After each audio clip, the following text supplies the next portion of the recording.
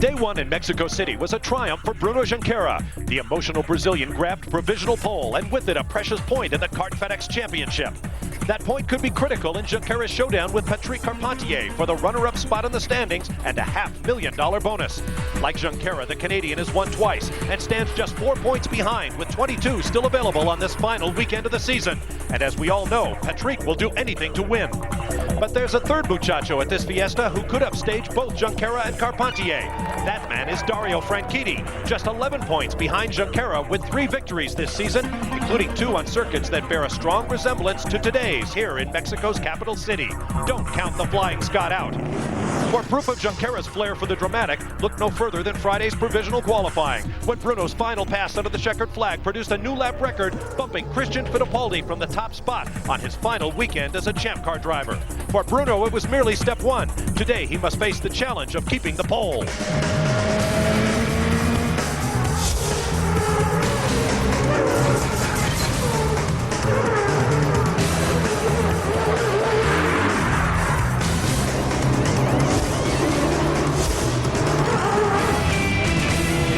After overnight rain, we have a fast track and sunshine for final qualifying at the Autódromo Hermanos Rodriguez in Mexico City as we welcome you to the final round of the Kart FedEx Championship season, the Kart Grand Prix of Mexico City.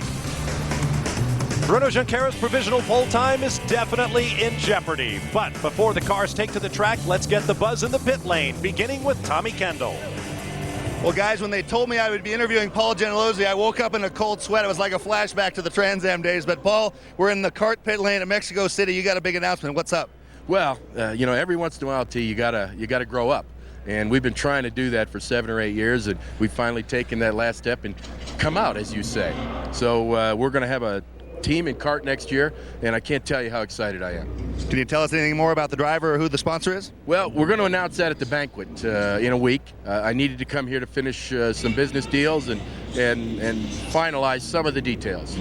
Now, I didn't always like what you had to say, but the fans usually did. Are you ready to shake this place up? Well, you know, Ganassi's leaving, so I know there's probably a paddle around big enough to spank me just like he needed it. Well, Ganassi's the vanilla version of Paul Gentilozzi, so I'm going to slide over here to the Pookster. Can I call you the Pookster? All right, go for it. Go for it. All right, we're at the, well, Derek's out, so I'm going to call you whatever I want. So, Chris Pook, another big announcement from you. You got to be happy the teams are starting to get off the fence. Yeah, I'm very, very happy. And, of course, what I'm really happy about is Paul Gentilozzi coming to our series. I mean, the guy's been in motor racing. He's a true professional. He's, you know, I mean, I've watched him race over the years. When I was at Long Beach, he always put on one hell of a show for us there, as he did at all the other venues. He runs a quality team. It's a top-notch team. He's going to be competitive. He's going to be there. He's just the sort of guy we want to have in this series. Now, he comes uncorked every now and again. Are you ready for that? He can come uncorked anytime he wants. That's fine. That comes with the territory in my business. But when Paul comes uncorked, he professionally becomes uncorked. Well, Paul made his name in the sports car ranks, and the sports cars race here next April. With more on that is Calvin Fish. TK, I'm here with Stefan Johansson. Stefan, it's been a few years since you've been here in Formula One competition. This place certainly had a facelift over the years. You did a few laps yesterday in the Champion Audi. How did it feel? It was great. Bring back many good memories when we came here. This was always one of our favorite Grand Prix.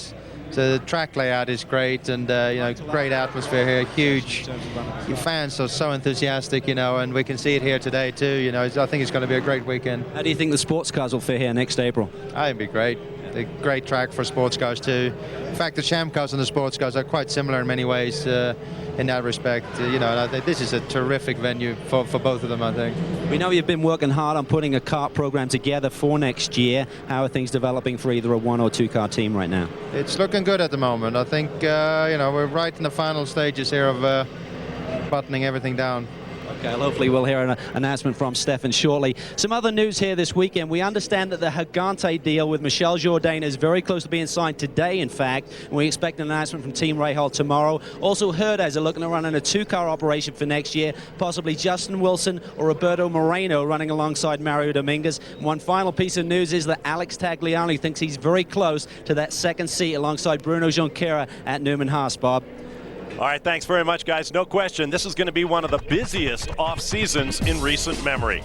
Here's a look at our coverage plans for the balance of the weekend. Join us for live coverage of the Grand Prix of Mexico City here on Speed Channel beginning at 3:30 p.m. Eastern Time with pre-race ceremonies that I think you'll find are distinctively Mexico. The race itself will flag off about 4 p.m. Eastern. Next Friday night, I'll be proud to host the best of Derek Daly, Tommy Kendall, and our crew on Kart Friday Night, a 60-minute season in review special. There's a lot of things we couldn't show you this year in our 30-minute format, but hey, the censors are home for Thanksgiving, so we're going to put it up. Be there. We'll be right back.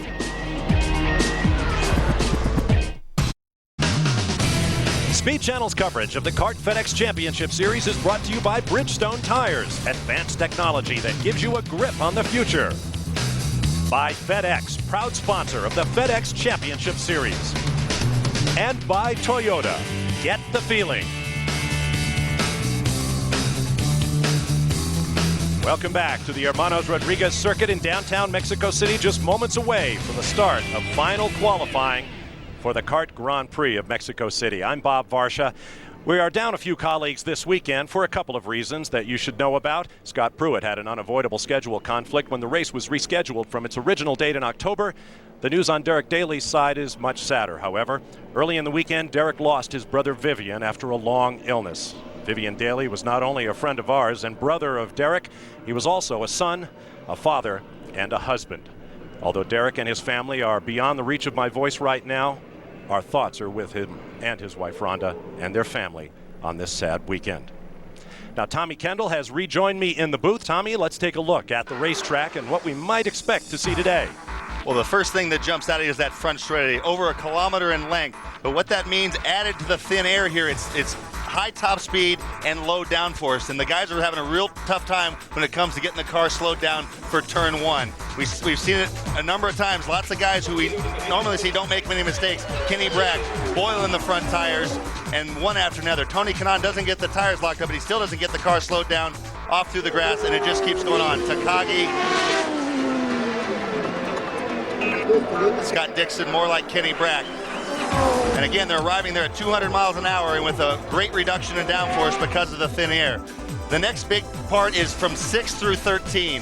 Those S's are giving these guys fits and also exciting them because the challenge of getting through there is where these laps are made. And the balance between all the different radiuses, the cambers, etc., is what makes a quick lap time. The most unique portion of the circuit probably is the 14, 15, 16 complex, just because visually it is so striking. It runs through the middle of this 37,000-seat baseball stadium. Look at Tony Kanaan. You see the car porpoising there, and what happens is it's bouncing between the front and the rear wheels, and if you turn in when it's bounced on the front, the rear just snaps around on you, so you zig when it zags, and it gives you lots of trouble. You almost need a Brody knob. I think Michel Jourdain could have used one in that situation. Michel Jourdain did it not once, but twice. Tough day for one of the Mexican favorites this weekend.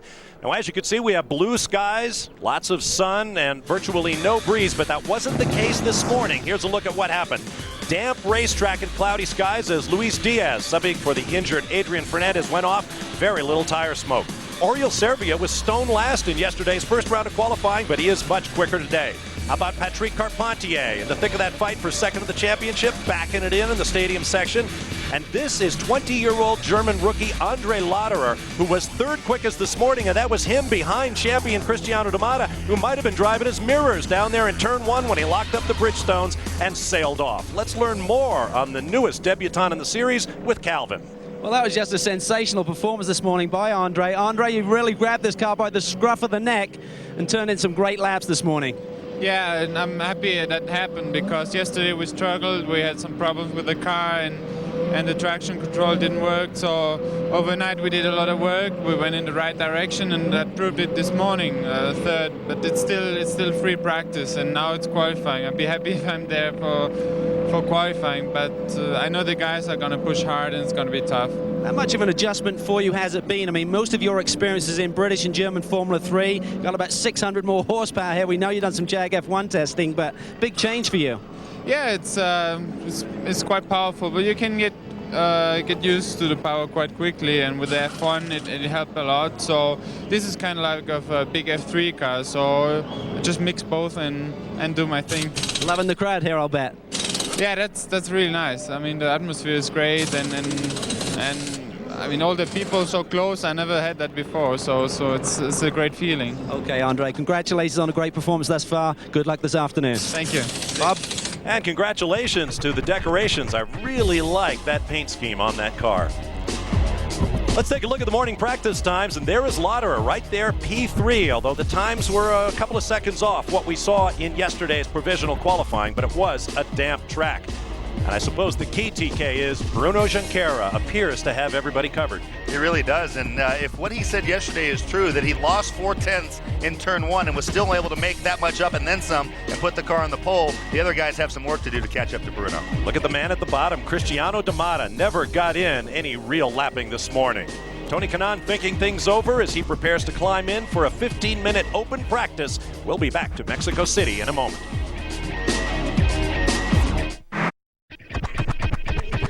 Welcome back to Mexico City. We are all card all the time on Thanksgiving here on Speed Channel, at least on Thanksgiving Day from 9 a.m. to 5 Eastern, and the following day from 9 a.m. to 7:30 p.m. Eastern, with all of the races in the Kart FedEx Championship that appeared on Speed Channel on Thanksgiving Day, Monterey, through the inaugural event in Denver, and the following day, Corby, England, the Rockingham Oval, through the finale here in Mexico City. It's our Thanksgiving Kart Marathon here on Speed Channel. No sooner did our 15-minute open practice start than it ended when Jimmy Vasser slowed to a stop between turns 3 and 4. According to the radio transmission, Jimmy said it just shut down. Calvin Fish? Well, Jimmy has made his way back to pit lane, and he's going to jump in the backup car. I just heard him talking to Bobby Rahal and Mark Johnson. He said there was some smoke, and I just shut it down, so there must be some kind of problem with the engine. The concern is to try and get the car back. They want another set of tires. They got a fresh set on here, so it was 7-set maximum for the Bridgestone tires here this weekend. Every set is crucial, but with that penalty, by causing the red in that practice session, Jimmy will not be able to get any practice laps in this car, we believe, because they'll have to serve an 8-minute penalty for this very short practice session, Bob.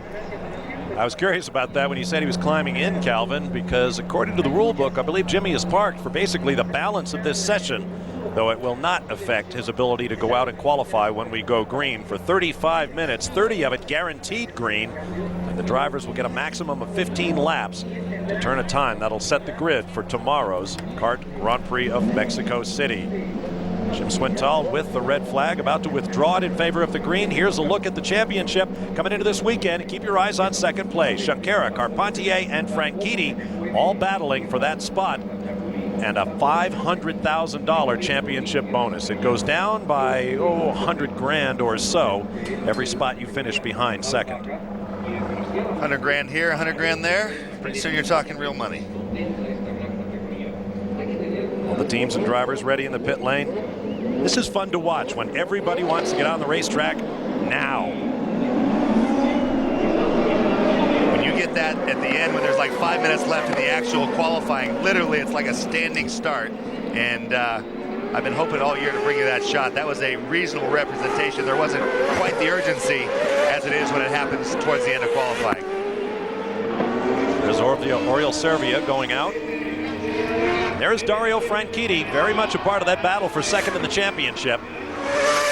And he told us yesterday this track is absolutely marvelous. He loves this place for its challenge as much as anything else. And like all the guys, he pointed squarely at those S's where your lap is made or broken. He said his engineer actually told him, don't even talk to me about the concrete section through the stadium, which is unusual because, I mean, not unusual, it'd be hard because it is very dramatic and very bumpy. But basically what they're saying is overall lap time, it's inconsequential. And the worst guy through there is not going to be much slower than the best guy. All the time is through these S's. So they're really focusing on the balance. He said something interesting. He said, you want to make the car good through here, but if you go too far, eventually the car gets unstable under braking. And I didn't have a chance to talk with Dario a little more about that to find out exactly what direction. One of the things, if you get too much camber, which would help in those long steady state corners, you don't have as much footprint on the ground in a straight line under braking. So that was my first thought when he said that, but I'd like to try to get into that with him a little deeper. On board now with Luis Diaz, a star from the Toyota Atlantic Series, who is standing in for Adrian Fernandez, who is bitterly disappointed that those two cracked vertebrae in his neck, suffered in the big start line crash at Surfers Paradise 2 races ago, prevented him from driving in this, the biggest race of the year for the Mexican drivers. Dario's teammate Paul Tracy described those S's very well. It's 8 consecutive turns. No two of them are alike. They each have a different radius. Some are smooth, some are bumpy, some are early apex, some are late apex, some are banked, some are off camber. You really have to be on your game. That's Tracy just ahead of Dario on the road. And Paul has been not happy with his car at all through the S's the whole time. At the very end of yesterday's session, we saw him go out behind Bruno, and it looked like he was trying to hang on. And he said exactly that after. He said, I was hanging on for dear life. But what that does is you're able to get a visual cue. And sometimes you might think, oh, this guy's killing me in the stadium, when in fact you're running just as quick through there. And so it immediately tells you where you need to go to work. And so after that session, he said, you know, he just checked out, was on a rail through the S's, and so that's where he and his team went to work. Dario was pretty happy with his car through there, as was Michael, I think. Big bump there in the transition from asphalt to concrete in the baseball stadium called Foro Sol. And turn 16 and into 17. Hard on the gas for the sweep onto a 3/4 mile straightaway that is probably the longest full throttle stretch in the Champ Car Series. On board with Tracy.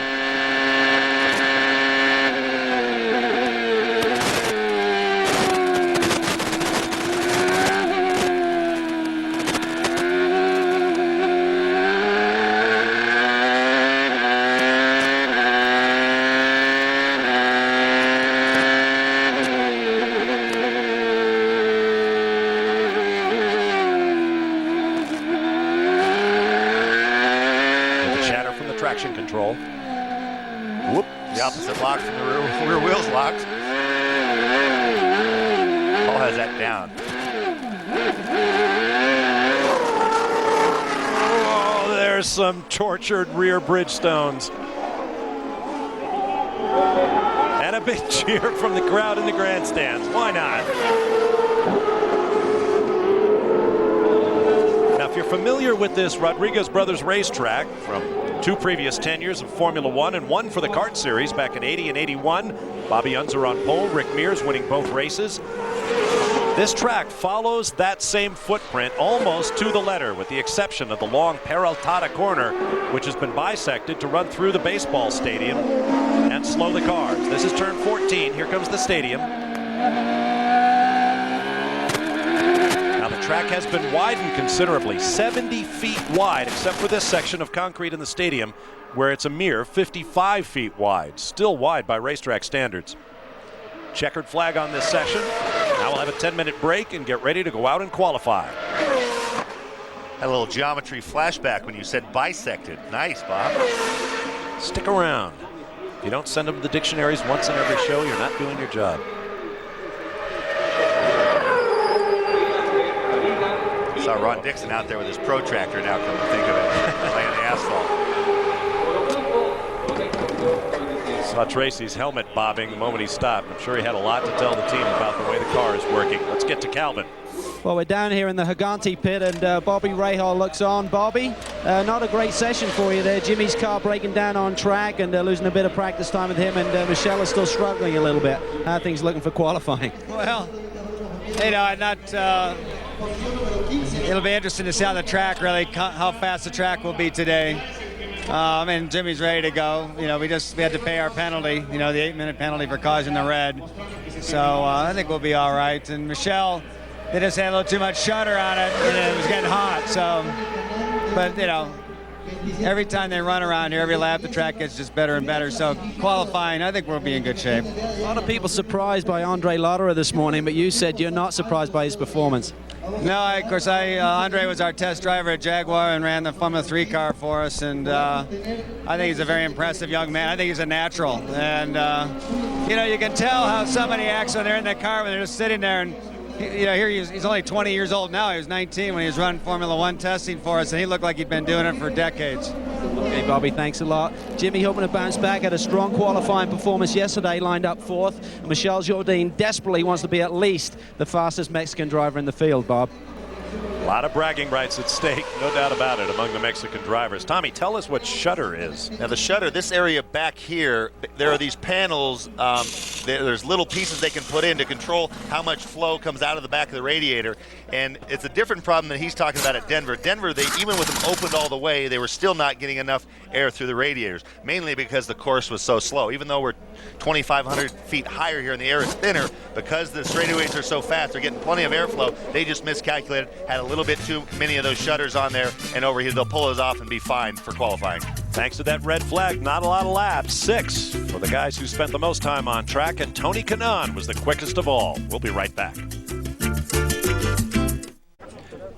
During the weekend here at Mexico City, the Mexican drivers in the Kart FedEx Championship Series have been very much the eye of the media storm. 4 in all, including Adrian Fernandez on the left and his substitute driver, Luis Diaz. Diaz is in the car because of this wreck at Surfers Paradise, Australia, in which Jimmy Vasser and Adrian Fernandez got together. Cars spun in every direction, and when Mario Dominguez arrived on the scene and punted Tora Takagi's car into the air, it landed on top of Fernandez, cracking 2 vertebrae in his neck. He had hoped to be ready to race this weekend, the biggest event of his season, but it was not to be. At the other end of the spectrum, Mario Dominguez, the rookie from Mexico, picked up the victory, the first of his kart career. Let's get to the pit lane and Calvin Fish.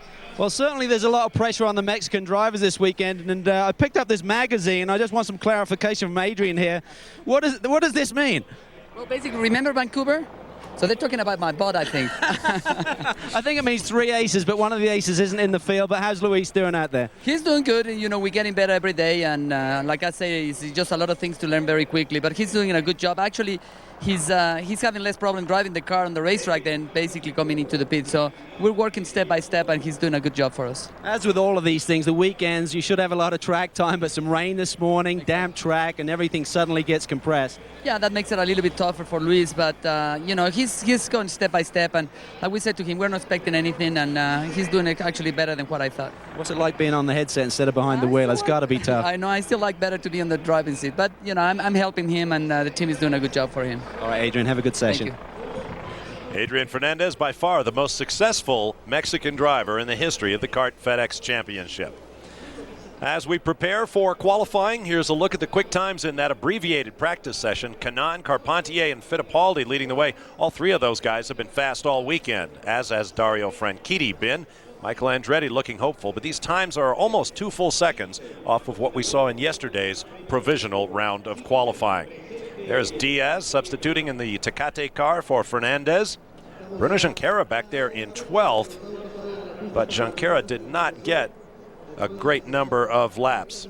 There is Tony Kanaan, the fast man in the morning session. Honda powered, of course, and Honda has a long and glorious history here in Mexico City. Back in 1965, when Formula One visited, Honda was building their own cars and engines then.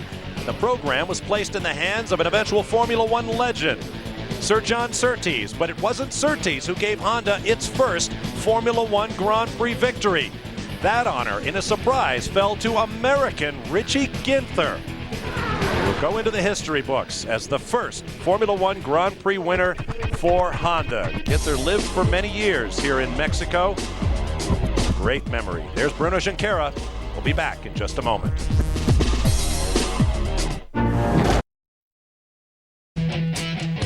Welcome back to Mexico City. Don't forget to check out Speed News for all the news in motorsports this weekend.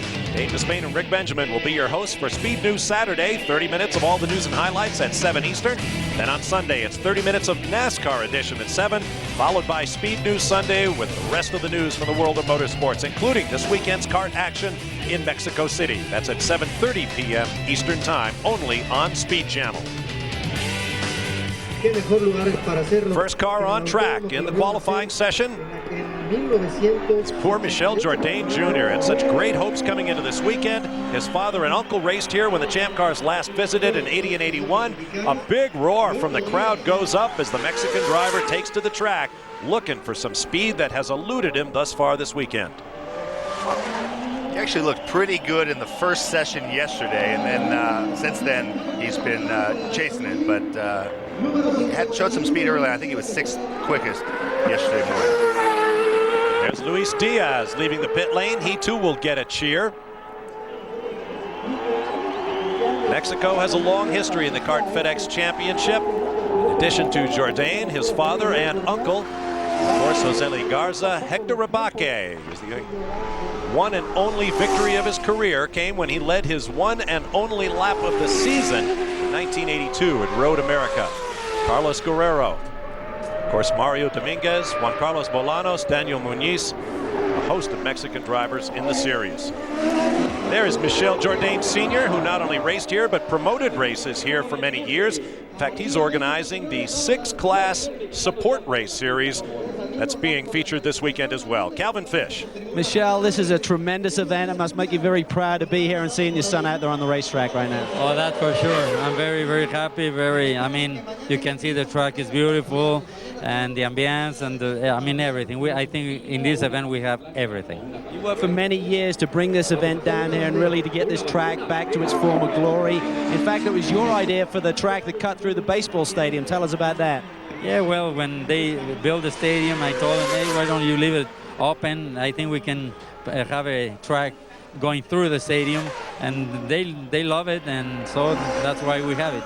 So I think it's something very different, and only here in this track we have it. So yeah, I'm very happy. We understand some of Michel's supporters are going to be in that grandstand on Sunday for the race. I guarantee I bought a lot of seats there. Oh, I'm sure that section is going to be gigante. It's going to be Michel for sure. All right, mate. Well, good luck this weekend. Good luck with Michel Jr. Thank you very much to all of you. Thank you. Michel Jourdain Sr. is a neat guy. I had a great talk with him the other day. He was here watching that Formula One Grand Prix of Mexico in 1962, and I'm reminded that 65 race that Richie Ginther won, the second place car was driven by Dan Gurney. When was the last time we had a 1-2 finish for Americans in a Formula One race? To the stadium goes Jourdain. They expect a mammoth crowd through the 3 days of this event. The all-time kart mark was 318,000, set here in Mexico, but over in Monterrey 2 years ago in the inaugural running of the Champ cars there. If they can reach 287,000 roughly this weekend, they will set a new all-time kart single-season spectator attendance mark, and that was set over a 20-race season back in 2000. Temperature about 72 degrees, bright sunshine, stark shadows as you see. A little bit of heat haze on the long straightaway shots. This is Mario Dominguez, the winner at Surfers Paradise. We heard reports, Bob, that a lot of the teams and drivers were complaining about the track conditions during that short practice session. Since this morning, I think the higher ambient and track temperatures meant the track has turned a little bit greasy. A lot of the teams struggling with understeer here. And another team that's certainly struggling, on paper at least, is Cristiano Damata and Newman Haas. Yesterday, he only qualified 10th. They put that down to not getting a clear lap with the traffic out there, but in his little practice session, he had a pinched wide of the pop-off valve. He wasn't getting full boost, but the Toyota engineers believe he will be back on full power when he returns to the action here. But I'm not really seeing the pace that we typically expect from Cristiano Damata on the road courses this year. He really has been a master, Bob, and we haven't seen that kind of performance yet. I agree, Calvin. That's been one of the mysteries of the weekend thus far. Damata does not appear to be fast. Keep in mind, he is on average the best qualifier this season, averaging just over a third-place start for the entire season. Super speedway or short oval, road course or street circuit. Damata has some work to do. He's currently 13th on the provisional grid, led by that man, Bruno Junqueira. We'll be back.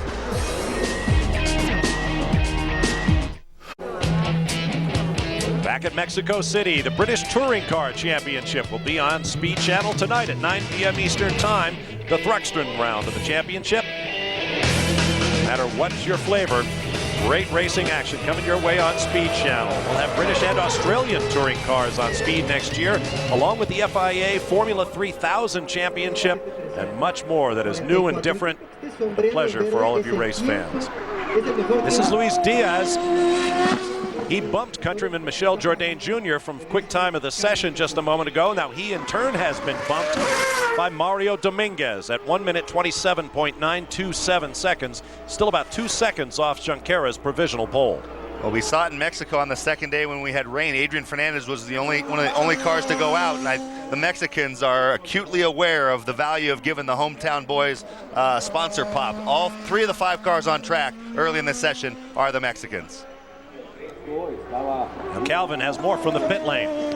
Well, we understand that Michel Jourdain's engine problems may be continuing. He's now bringing the car in. Car went up to the team and said that the observers on track are reporting that they can smell something burning and maybe some oil. And as he pulls it in there, there's definitely some kind of steam or oil smoke from the back end of the engine. So this is not the sort of pressure that he needs right now. He just needs some clean laps. I really feel that he's feeling the pressure here this weekend. I spoke to him this morning. He really didn't have a lot to say. And normally he's pretty friendly and wants to have a chat. So I think he's feeling the pressure after a poor qualifying session yesterday.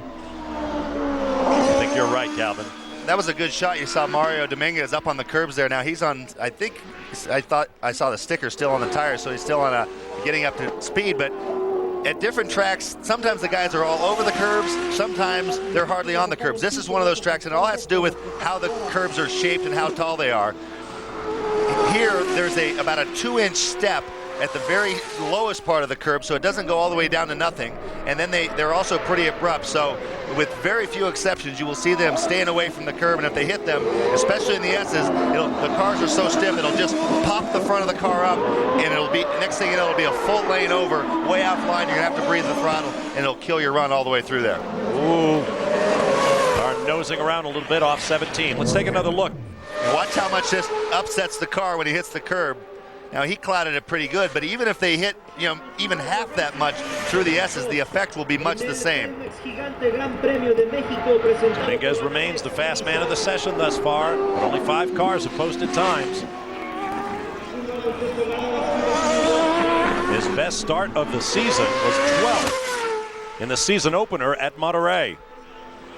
Right now, by virtue of being the quickest man of the session, but not quicker than yesterday's provisional pole sitter Bruno Junqueira, Dominguez is second. If anyone beats Junqueira's time, he will become the outside front row starter, but he will drop no farther back than that. Here's a look at Andre Lauderer, the 20-year-old German. He turns 22 next Tuesday, 21 next Tuesday, if I'm not mistaken. And he's been a bit of a revelation thus far this weekend as he goes to quick man of the session at 127.898. Let's get more on Team Rahal with Calvin.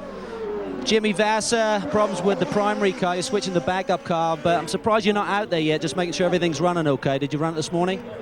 Well, as soon as you take it on the track, you erase your speed from the previous qualifying, and right now things don't look all that quick, and we were 4th quick with that car yesterday, so we're gonna have to make a decision when and if cars start going quicker and how much quicker and how many cars. We really haven't turned any laps in this car yet.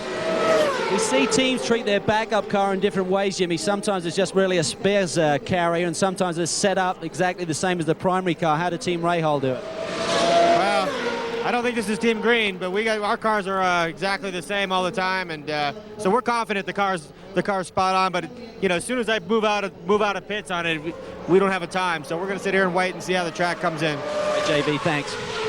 I think that's a smart move. As Jimmy pointed out, he was 4th quick yesterday. He's been bumped to 5th right now.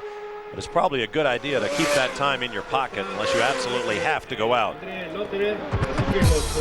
Andre Lauderer continues on his way, but there's the man, Bruno Junqueira, buckling in. Let's see what he's got when we come back to Mexico City.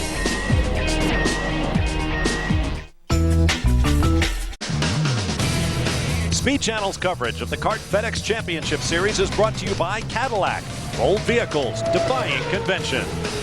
And by Bridgestone Tires, advanced technology that gives you a grip on the future.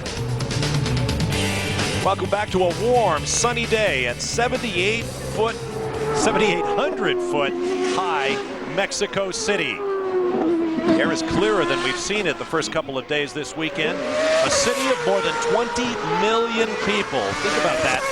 2 races ago, we were in Surfers Paradise, Australia, a country as big as the continental United States, but with fewer citizens than reside here in Mexico City.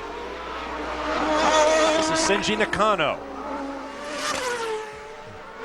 Now back to Mario Dominguez. Dominguez currently 13th. Our pictures coming to us from host broadcaster TV Azteca. And like doing a Formula One race, sometimes the car you want to talk about is not the car you're looking at. I was just going to say, Bob, but I should explain that to the folks at home, because whenever you hear an announcer say, we want to thank so-and-so for these pictures, that means I'm not seeing what I want to see, and I don't want to throw my guys under the bus in the truck. Tires off, let's go. Michel Jourdain's problems just got a lot worse, obviously. The report is that it is leaking oil into the cylinders. That is not good. Now, one thing, that overheating, depending on how badly it overheated, that could have had an effect. Usually, now one of the things with that cooling, unlike Denver, where they were struggling with absolute temperature, like I said, here they're running fine when on the racetrack, but they're all spitting fluid out, water. They're overheating when they come to rest and the air stops going through the radiator. So if his got that hot on track and then heat soaked in the pits, chances are that could have been the undoing. Comes Dominguez back in. Things quiet on the racetrack right now. Dominguez, currently fast man of the session at 127.808. So he did improve, but he has used 7 laps. That's half his allotted total. Now let's find out more about Jourdain's situation with Calvin. Well, Scott Remke's on the team radios right now. Try and catch a quick word with him. I guess he had to abandon that car. The engine problem's too big to fix. Yeah, something caught us out there. We're not quite sure yet, but you know, we don't have a lot of time to mess with it. We're not even sure if it's the motor or something else. So backup car's ready to go, and we just want to make sure we give him plenty of time on track. Feel confident with the backup in terms of setup and everything that's in there? Absolutely. All right, mate, go get him. Thanks. There's Nakano, currently 12th. There is Cristiano D'Amata. Now he has moved into fast man of the session role, 127.405, but still nobody close to threatening Bruno Junqueira's pole time. What I'm watching is how close they are relative to how they ran yesterday, and that time of D'Amata is about 3/10 slower than he ran yesterday when he was not particularly happy with 10th place. So that's exactly what Vassar's watching. Everybody else can go out and sample it. Jimmy has to make that decision. If the track is definitely slower today, they'll just sit there and hope that maybe 1 or 2 guys might bump him back. But right now, Jimmy's in 5th. D'Amata on a hot lap, headed for Formula One as soon as he accepts his championship trophy and check at the banquet next weekend in Miami. But this, with nothing at stake, technically for Cristiano, you'd say, well, maybe his heart isn't in it. But Cristiano does not want to go out with a whimper. And so him running off the pace like this has got to be getting under his skin. And I imagine if he's got anything left for today, you're going to see it. D'Amata improves to 127.053. Ettore Takagi bumps him at 126.994. So the action is heating up on track. Calvin Fish. Well, I think with that lap by Takagi and certainly D'Amata getting down to 27.0 is about what he did yesterday. The track is obviously very similar. I think we'll see a lot more action now, Bob. But you're absolutely right, TK, about Cristiano D'Amata. The championship may be in the bag. He may have that 2-year contract with Toyota, but he is not a happy boy this weekend. You can see it in his face. He's very stern, and he's been in long conversation with Rocky, his engineer, to try and get this car straightened out. D'Amata will be testing for Toyota's Formula One team the week after the banquet, Thanksgiving week at Barcelona, Spain. As you see at the upper left, the clock ticking down. Coming up on 20 minutes to go, and there is Junqueira finally heading out. So we'll take a break and see what he's got. Plenty of time to go in this 35-minute qualifying session to set the grid for the kart Grand Prix of Mexico City. Jourdain settles into his backup.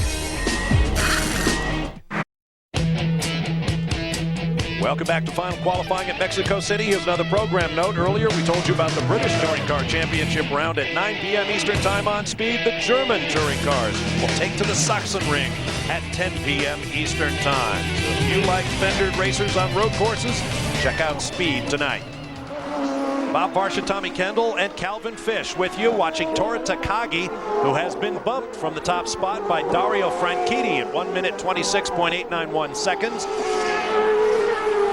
Look at Ettore chasing Cristiano on track.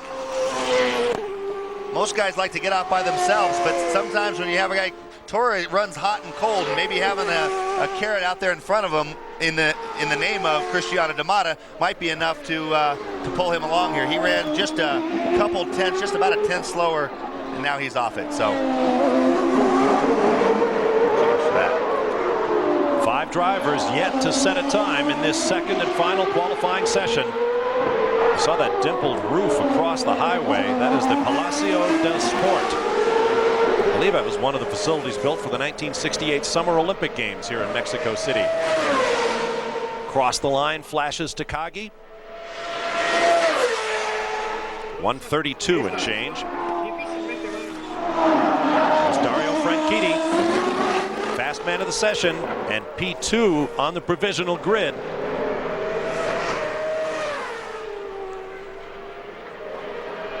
Well, yes, he does improve to 126.413, still fastest we've seen in this session. Same margin, slower than his previous best lap, though. He ran a 26.1 yesterday, 26.4 today, so the best anyone's done is 0.3 slower than yesterday's time. Only 6 drivers have actually improved from their time in yesterday's provisional qualifying round. Back to Calvin. We're down here in the players' pit. That second place in the championship is on the line. We're going to try and get a quick word here with Bruce Ashmore. He sticks his radio back on. Yesterday, Patrick was complaining about the rear of the car rolling over. Were you able to address that? Is he a lot more confident with the car? Yeah, no, the car's a lot better today. Yeah, we're just hoping to see what we can get out of it now. Yeah. A lot harder here for this qualifying session, Bruce. Do you have to chase the track a little bit right now? No, this will be better now. Yeah, this car's going to have a lot more grip. The tyres will be better, so yeah, it'll be a lot more optimum. Okay, mate, go get him. Cheers. Talk a little bit about that rolling over, TK. What's that feel like to a driver? Well, we see Torre in the tires. Where is that? Okay, that's right at the entrance to the stadium, I believe. Turn coming off the back straight. And we have a red flag. That will cost Takagi his best lap, which is a 126.994, better than he ran yesterday. We're talking to the Walker Racing pits. At the end of the stadium. Yep, turn 16. And what's going on there? We saw Dario didn't spin, but there's a whole bunch of factors making that really difficult. We've seen Michael spin there, Vassar, Jourdain in the last 2 days. And what's going on there, in addition to those concrete patches where the car is bucking from the weight on the front to the weight on the back, also right at the braking zone, the road starts to fall away and go downhill. So just exactly the time you're grabbing a handful of wheel and turning the car in, all these things are happening. And if, in addition to the road falling away, if the weight is bounced forward onto the front end, it just pivots right around it. And once that happens, it doesn't matter how quickly you get the opposite lock in, it's coming around. Dario Franchitti pits, having done 4 laps with a best at 126.413. Still best of the session. Bruno Junqueira has logged in with his first lap of the session. His first 2, in fact. The faster of the 2, 126.663, so he looks like he's ready to go. You saw Dario shaking his head there. Jimmy Vassar, we were listening on their radio, and they were watching very closely what they figured Dario was probably the best benchmark for them to see if the track was quicker today versus yesterday. Tora is the only guy who went quicker, which he's going to now lose. But Dario shaking his head, it sounds like he's saying there's not much grip out there. Jimmy Vassar, the only driver who has not posted a time yet in this session. Well, Michel Jourdain will do the same. He's going to go out in his backup car, and he has yet to post a time in that one. You see the fluid. That's the fluid I talked about spitting out the back when they come to rest. The temp's okay on the track, but there's that fluid. Unlike Jourdain, this is pretty normal for the guys. Calvin, you're down in the pits with Kyle Moyer. What's going on? Well, let's have a chat with the car. We saw Dario shaking his head there. Was he concerned about the red? He had a good lap going, or is he concerned with the car right now? Yeah, no, he had a good lap going, and the red came out with 2 corners to go. I mean, there's nothing we can do about it. It's a good lap. The car's feeling pretty good right now. As he said, it was a peach of a lap going. So, you know, we've settled them down. We're going to give them another run here. We're going to sit a little bit, get at the end here, and give it another run. Right now, we're quickest in the session, so we're up front, you know. We'd really like to have the pole for sure. All right, mate, we'll go get them when you get back out there. But these team managers and these crew chiefs, they even have to settle these experienced drivers down, Bob. It's amazing when they get fired up in the car. Well, they do get focused. And Dario was only about a half second off of Bruno Junqueira's pole time, so he could indeed be a threat. We'll be back.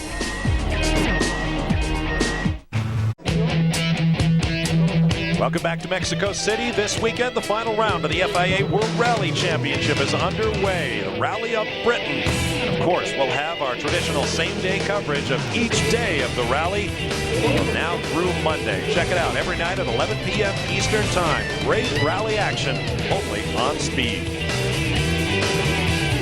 So look at the beautiful new pit lane complex. Those are luxury boxes just above the pit lane and a massive grandstand on top. Part of a $31 million rebuilding of the Autódromo Hermanos Rodriguez here in Mexico City. It is truly a world-class racetrack. We are under the red flag for Tor Takagi with a spin and slight tire wall contact in turn 16. And there's the green. Tony Kanaan quickly out onto track. Less than 12 minutes, 45 seconds to go in the session. And we're seeing something interesting which bodes for a lot of frantic activity at the end. Dario got interrupted on his quick lap, which was only his 4th lap on the tire. So what that means is the guys are able to get the tires up to temp and the pressure's right, and the optimal lap's going to probably come on the 3rd or 4th lap. Sometimes when it takes longer, you need a longer red flag run. I think Kyle Moyer tipped his hand there a little bit, saying, you know, we're going to roll the dice a little bit and wait a little later in the session because we only need probably 4.5, 5 minutes to do a full run. Tony Kanaan just 8 points out of the 10th spot in the championship standings on this final weekend of the season. He said he would dearly like to take his team owner Mo Nunn into the top 10 before they part ways. Getting back to what Bruce Ashmore said about and Calvin was asking about the back of the car falling over in the S's where Tony is right here.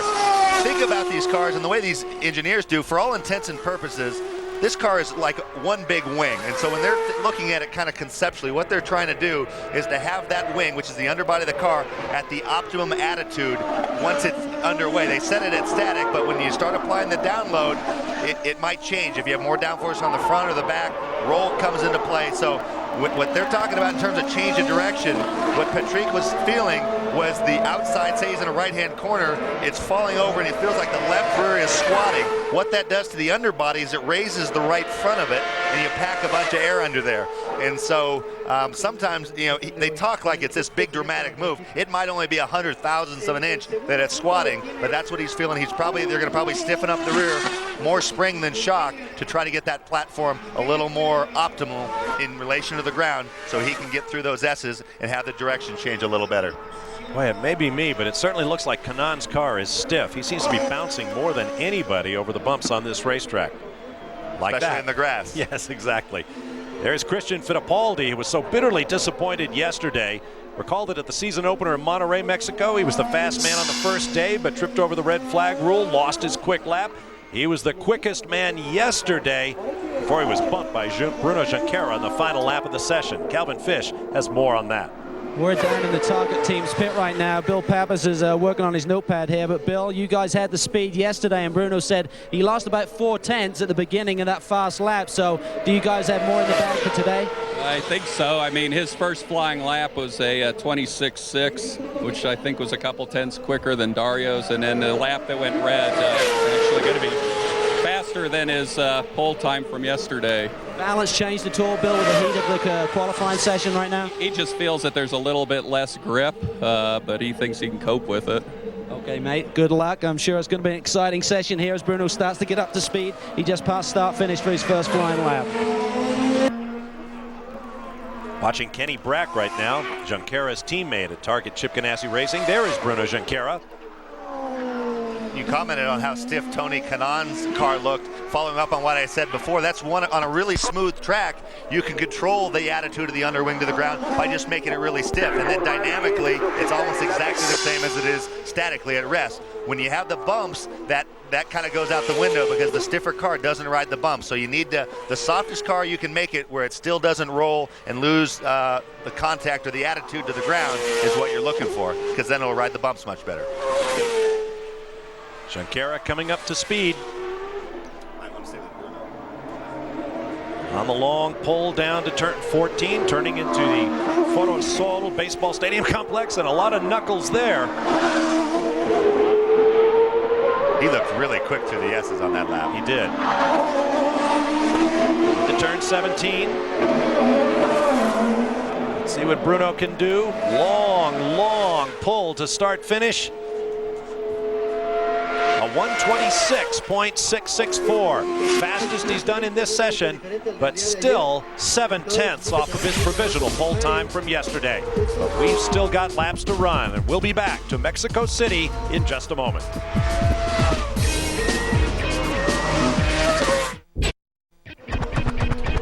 Welcome back. There is Bruno Junqueira, provisional pole sitter for this weekend's final round of the Kart FedEx Championship Series, Kart Grand Prix of Mexico City. Calvin Fish is in the pit lane. Bob Varsha and Tommy Kendall, glad to have you with us. Scott Pruitt and Derek Daly unable to be with us this weekend. Let's get to Calvin. Well, we're down here in Tony's pit, and all of the crew are looking at the monitors right now. We're going to try and catch a word here with Peter Parrott. Just says, hold on a second, they got something going on here. They're looking at the splits, trying to give Tony a read on whether he's got a good lap going here, but he has Peter, moved to... Go ahead, Calvin. Let's talk about the setup. The boys up top are saying on the monitors that Tony's car looks pretty harsh over the bumps. Have you gone in that direction at all, trying to get some, stiffness through the S's to get the responsiveness he's looking for? Well, the track, don't forget, the track's pretty bumpy in certain areas anyway, so it magnifies what it looks like. But we have got a stiffer setup on, that's true. Is Tony comfortable with the car? What are you working on in the sessions specifically? I'm sorry, I didn't hear that. What are you working on, and specifically in this session right now, Peter? What are you working with the balance? No, it's all up to him right now. Okay, they're saying it's down to the driver. He's got the tires on. He's got to make it happen somehow. Looks like Bruno Junqueira overcooked it in one, going for a quick lap. Tony Kanaan, now the fastest man in this session, 126.394. Still 4/10 off of Junqueira's provisional pole. And the crew looks upset. He was about to back into the wall right there. Replay down into turn one. He got out of it trying to salvage, so there wasn't too much of a flat spot on the tires. Right now, P1 is a 26.39, 26.39. Oh, and there's Paul Tracy's car. Fluid out the bottom and lots of smoke. There's Team Cool Green. About to change ownership after this season. Paul Tracy will move on. It appears his session is over. Currently 8th on the provisional grid.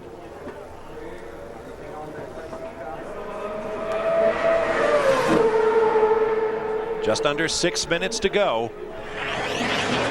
See if we can pick up what happened to Tracy. Ooh. Big plume of smoke and flame out the back of the Lola. Calvin Fish, what can you tell us? We're down in Tracy's pit, and John Anderson, what's the problem with the motor, did Paul say? No, he just said that we've blown it. It's been a bit of a struggle for you boys the weekend. Dario seems to be hooked up, but Paul has really not got comfortable with the car, particularly through the faster sections, John. Did you make any progress today? He's still not real happy. He's sliding around a lot, and I think it's partly because he's such an aggressive driver. He goes for it. Dario's got a little bit more of a feel as to how much it'll take, and we're struggling to get the car under Paul. Okay, well, they'll keep working. I'm sure if he's at the back of the grid, he's going to make a charge tomorrow, guys.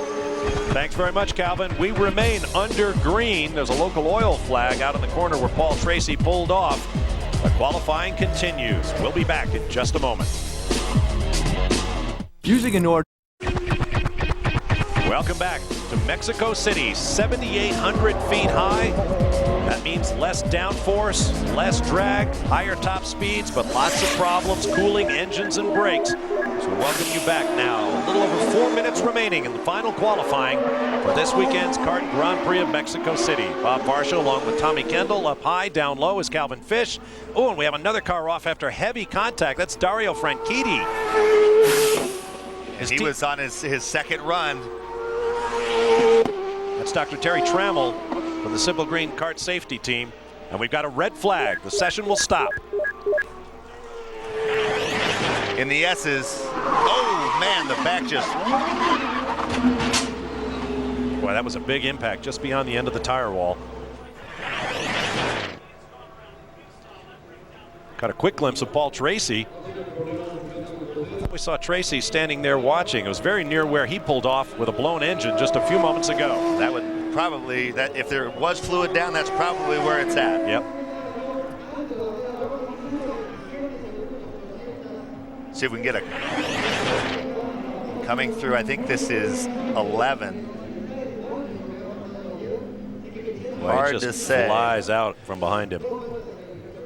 There's a bit of a bank to that corner, and so right at that point, the front transitions over the bank, and there's Paul Tracy. You see him watching right there. Calvin Fish. Michael Andretti is very frustrated. He had a great lap going. Remember, yesterday he caused the red and lost his fast lap. I just spoke to Kim Green. He said we had a faster lap going until the red came out. But Michael reported there was a lot of oil down through the S's where Paul Tracy lost his engine. And I would suspect, guys, that's maybe how Dario lost it going through there. Sounds like a pretty safe bet, Calvin. Now we have 2 minutes and 45 seconds of guaranteed green flag time left. So I imagine we'll see a cleanup and then get back underway.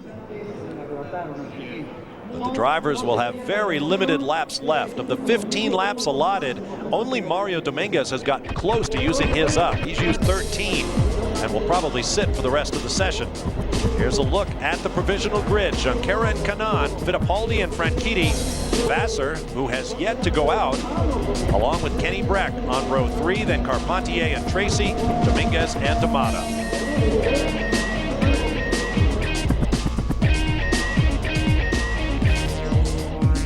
Michael Andretti tops page 2. Tora Takagi there.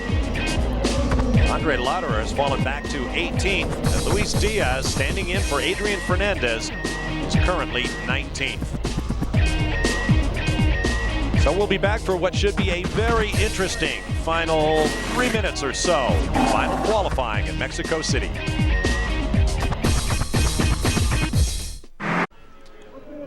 Welcome back. There you see Dario Franchitti, who has made it back to the Team Cool Green garage after a heavy crash, apparently spinning out on some oil laid down by his teammate Paul Tracy. Moments ago, Calvin Fish caught up with Dario. Well, Dario's made his way back to pit lane. First of all, Dario, you okay? Yeah, I'm fine. I know you're pretty upset about the situation out there. Paul blew the motor, and you had no indication you had oil down. No, not Paul's fault at all. You know, the engine obviously blew up, so he has to get the thing off the track. What infuriates me is Takagi spins in a pretty harmless place. They threw the red flag. I've done the whole lap. It was a fucking good lap. And they threw the red flag right before my end of my lap. Yet Paul has clearly left a massive slick of oil and other fluids on the track, and they leave it out there. They leave the track green. They have no comprehension of what they're doing up there. I don't know what they're doing. Maybe they're having a party up there, but it's just a joke. And I'm going to miss a lot of things about this series, but the decisions the officials make is definitely not one of them. As you can tell, Dario very frustrated in that lap he had going there was about 2.5 to 3 tenths up on his previous best, so he was knocking on the door for that pole position, Bob. Well, as mad as he was, he got a plug in for Paul's sponsor when he gave the F King car a plug. Now you see watch the back of the car, wham, on a great lap. He's looking at his dash, saying I'm 2 tenths up, I'm on a great lap, and comes across the oil and the back end. They've been fighting understeer through there the whole time, and then needless to say, the back end jumps out like that. And he has a point. I know what the officials are trying to balance is they say, okay, what they always try to do when that red comes out is let everybody who's on a hot lap finish it. Well, that doesn't work if the guy has to go through a hazard, and so obviously no one wants to see that happen. I imagine you'll probably hear the officials say we were getting information that there was not oil on the track. Well, obviously there was, and Dario paid the price. And 2.5 tenths would have just about done it in terms of overcoming Bruno Junqueira for pole position for this weekend's race. There is Junqueira. We are back under green. Now the clock will not start to begin ticking away the final 2 minutes and 44 seconds of this session until the first car hits start finish. I believe that first car will be Tony Kanaan. While we wait, here's Calvin Fish. Well, I think the traffic we're going to see out there right now, Bob, is worse than we've seen on the streets here in Mexico City. Everyone's gone out. The guys who had the big advantage were the guys who had choice of pit lane in their box position, and that was Tony Kanaan and Bruno Junqueira. So they're at the head of this field. They've got clear track ahead of them. They should be able to lay down a couple of quick ones here. It's going to be exciting. Here comes Kanaan to trip the clock. And we have 2 minutes and 45 seconds remaining. Heavy braking area from over 200 miles an hour for turn 1.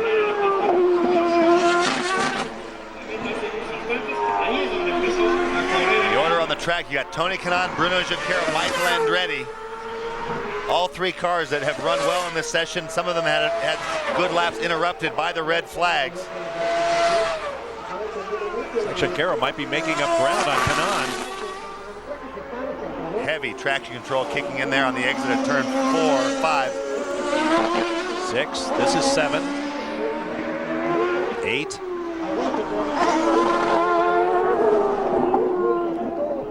Coming up to the site now, you can see the line, that white line is where the oil dry was laid down to soak up the oil. It's right where Dario had his problem. Into 12 and then 13. Little hiccup there, but he looks really good. He's drawn out a little bit now on Junqueira. Through the section timed. Oh, huge bump there. That'll cost Tony some time. Meanwhile, Junqueira behind him is on the charge again. Up 2/10 at the last intermediate. Through the sweeping right-hander at turn 17. Time to beat's a 1:25.9 for Bruno.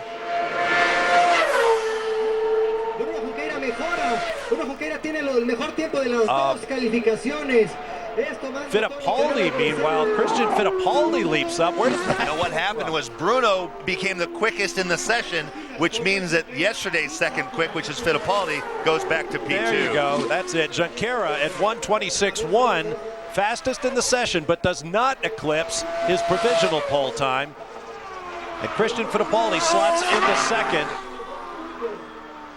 Dario Franchitti now third, and Cristiano D'Amata sporting that new three-color scheme helmet. He, Fittipaldi. And the red is out, and that's right where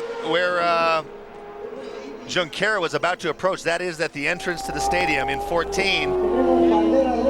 It'll be interesting to see if they'll do the same thing here. They say there's 41 seconds to go on our screen. We see Bruno's guys high-fiving. If they do the same, if they do the same thing, it won't matter. Well, yeah, they would have. If they start the green time when they take the green, there'd be time for one more lap. And you would have to be within 41 seconds of that lead car to get one hot lap.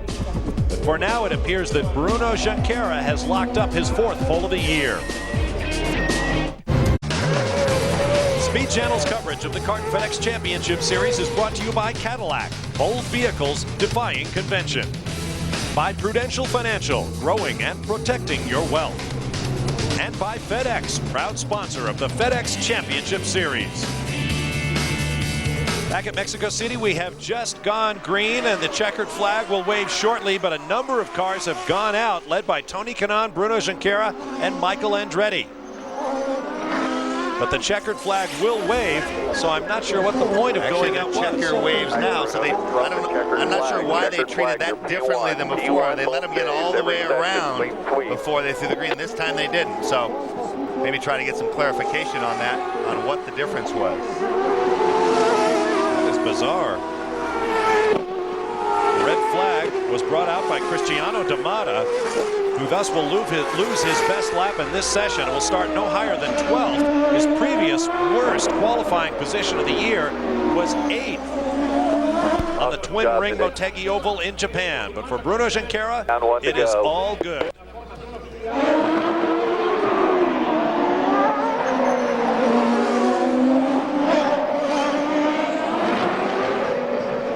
Just wondering why.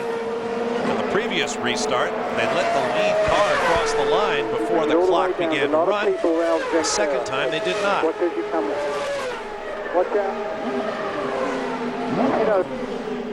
This should lead to some interesting interviews after qualifying.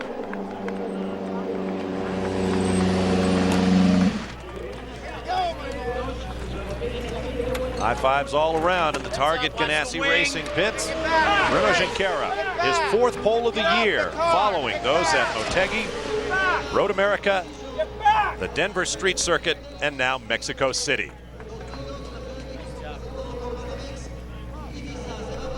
Yesterday, Bruno's father, Jose, was among the first to congratulate him. I don't see him down there today.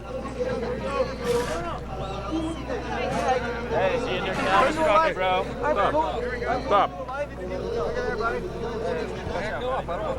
Hang on. Calvin Fish tries to work his way into that scrum. Notice Bruno has gone to one of those helmet skirt. Helmet skirts, yeah, that we used to see in the old days. All right, Calvin Fish, you ready? Okay, we're down here. It's a kind of pandemonium. Very excited. But Bruno, we talked about being your fourth yesterday. Got a jump start on that one, but finally fourth pole position of the year. Finishing up with this team has to be very satisfying for you and the whole crew. Yeah, it's been very good yesterday and today. We've been fastest all session, and I hope we can keep it up on the race. How are the track conditions today? We didn't see the big jump in times that we expected overnight. Was it a little slippier out there today? Yeah, because of the rain yesterday, especially on the last 3 turns. I was always up on the time compared with yesterday, but I will lose on the last 3 turns. And I didn't get the best lap. My first set of tires, I did 1 lap and red flag. The second set, I did the first lap. My second would be good. I did a mistake on last turn, then a mistake on turn 1, right to the next lap. Then red flag again. You see a lot of drivers actually, you know, missing the braking zone down there for turn 1. Will it be a factor tomorrow in the race, Bruno, in terms of flat spotting a tire or certainly losing a lot of track position? For sure, be like, it's a very, very long straight. You don't have much downforce on the brake there. And the brake point is very, very difficult to see it, you know. But finally in the end, when I had just 1 lap to go, I just put, even though the tires a little bit colder, I didn't push that hard and could put a good lap. All right, Bruno, congratulations. Great performance today. Good luck tomorrow. Thank you. And keep in mind, that extends his lead in that battle for second place in the championship to 5 points over Patrick Carpentier, 12 over Dario Franchitti. Now we want to turn to CART's Senior Manager of Competition, Gary Barnard. Gary, Bob Varsha in the Speed Channel booth. It appears that we handled the restarts after those red flags for Dario Franchitti's crash and Cristiano D'Amato's spin-off differently in terms of letting the lead car get to start-finish before the clock began to run. Can you clarify for us? Yes, Bob. On the second red flag, there were only 44 seconds remaining. And in that case, we could not guarantee that every car would get a timed lap had we started the clock at the line like we did the time before. Therefore, the rules tell us that if we cannot guarantee that, we shouldn't allow 1 car to get a timed lap unless they all can. I see. Thanks very much. Gary Barnard, Senior Manager of Competition for CART. TK? Well, that was, I think, that was as confusing for us as the other guys. Obviously, we don't know the rule book well enough, but made for a little drama, and I think some guys thought they were going to have another shot at it and didn't. I guess we were looking for one more nuance in our new rules package for 2002 that had escaped us the rest of the season. Now be sure to join us tomorrow for the final event of the CART FedEx Championship season, the Grand Prix of Mexico City. And our pre-race coverage, which I guarantee will be colorful, will begin at 3:30 p.m. Eastern Time, followed by the race at 4 to wrap up the 2002 season. It's been a spectacular weekend thus far at Mexico City. We expect an enormous crowd tomorrow on this spectacular, newly renovated Hermanos Rodriguez racetrack. So join us tomorrow for the Grand Prix of Mexico City. I'm Bob Varsha.